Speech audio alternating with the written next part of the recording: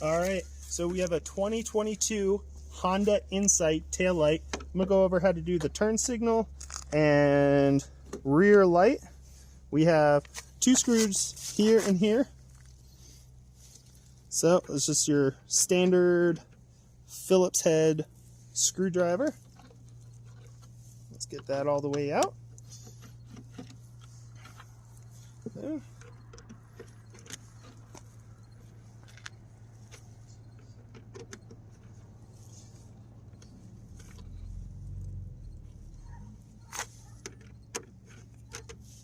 And this one's kind of being a pain in the butt, but I think we can lift up a little here and finagle our way out.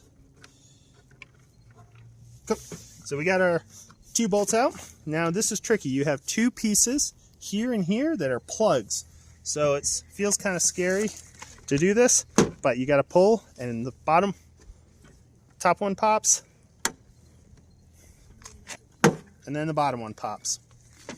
So there we can get to our lights. So this is one of the lights. I think that's our running light here in back. And it's an LED, so it'll probably never wear out.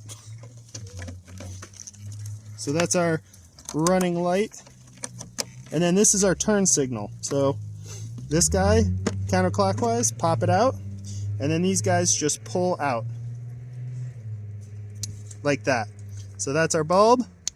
Pop it back. Pop this back. Put it in. When we put this light back on, we're going to line up at these 2 pins with these 2 holes and pop it back in. You want it to click into place. Then we're going to throw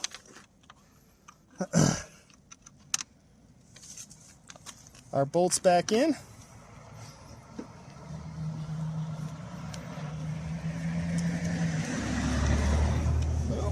One and 2. And that's how you do the tail light. You'll probably never have to do the running light, but for the turn signal, those will blow out periodically.